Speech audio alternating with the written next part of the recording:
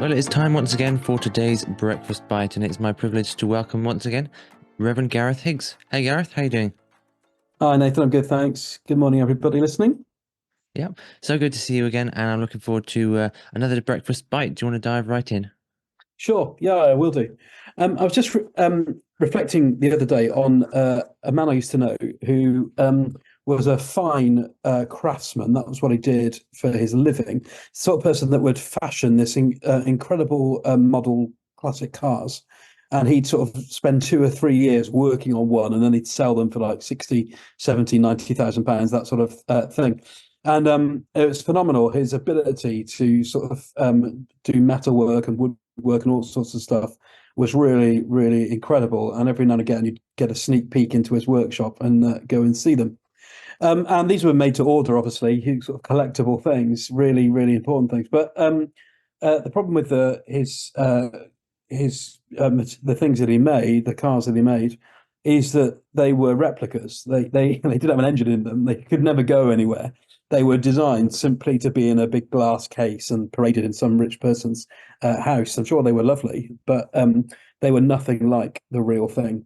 And it just reminded me of a passage in the Bible that I was looking at recently, which is in the book of Exodus, when Moses, the leader of God's people, is up the mountain in sort of communion dialogue with God, understanding the laws to build a nation and to build a world. And down at the bottom of, and this is taking a long process, and down at the bottom of the mountain are God's people, and they're getting a bit nervous and a bit fed up. Moses has disappeared; he's been gone a while, and they're getting a little bit uneasy. And so they go, "I know what we'll do. We'll make a replica of God." And they melt down all their jewelry, and they make a golden calf, maybe an ox or a bull. And they decide we'll stick that before us, and we'll start worshipping that, and that will be like a replica of God. And of course, the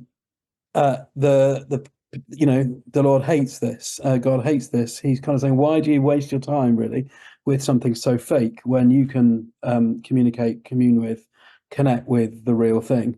And actually, all over our lives, we are just so prone to putting other things before the Lord, aren't we? We're prone to investing our energy and trying to draw strength from things that actually are kind of are worthless and are just replicas that pale into insignificance compared to the real thing. It's amazing how the people of Israel have got a really short memory. They forget all that God has done for them, and they start to sort of moan and say, "Oh, we don't really kind of want to relate to this God anymore. He doesn't appear to be doing very much for us. It feels like he's perhaps asleep on the job, and Moses is taking a while." But actually, it's when they, I guess we're tempted to do that. We're tempted to think that kind of God needs a helping hand, or he's forgotten what he's about. But actually, what the people of Israel need to do is to look back actually in history and look at God's track record to see that he's the God that brought them out of Egypt. He's the God that saved and rescued, who healed, who provided for them, gave them bread in the desert, water from a rock. And I want to encourage us that when we're tempted to kind of invest our time and effort and energy into replicas, they may not be golden calves, but they may be, just focusing far too much energy that we need to on our favorite football team, or investing in a person and putting our hope in a person over and above God.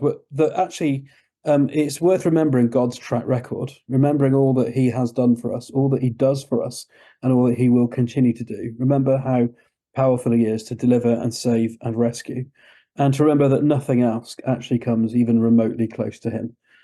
He's the all-powerful God, and he's worth investing time, energy, effort in directly, as Moses was doing up the mountain in the presence of God, receiving the instructions of God, seeking to live by them. If we do the same, relate directly to God, put him as number one, we're on a much better track.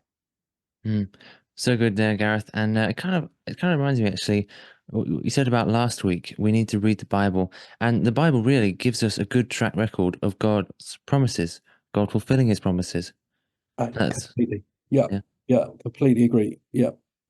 Yeah. I mean, it's just, yeah, you completely agree. It's sort of littered with, with God's activities, what God has done. And part of its role is to build confidence in us that that same God who acted in this way and years ago is the same God who acts in this way today and will do in the future.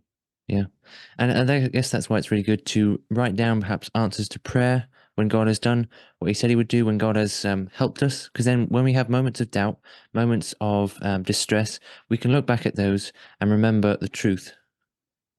Yeah, I completely agree. I keep a little journal, and when every now and again, when I look back on records from years ago, I'm always encouraged by what God has done and brought me through. So, always encourage folk to do that. Yeah, we have a picture frame actually with a list of all our answered prayers, so we can look back at that over our fireplace. Oh, amazing! That's a great thing to do. Yeah, that's awesome. Yeah, and it's really nice to look at it and just to see where, we prayed for this, God answered our prayers, and we were in this difficult time, but God got us out. So it's really useful. No, amazing, amazing. What a great testimony. Yeah. Well, thank you so much, Gareth. Thank you for bringing us today's breakfast bite, and I look forward to another one next week. No worries. Take care.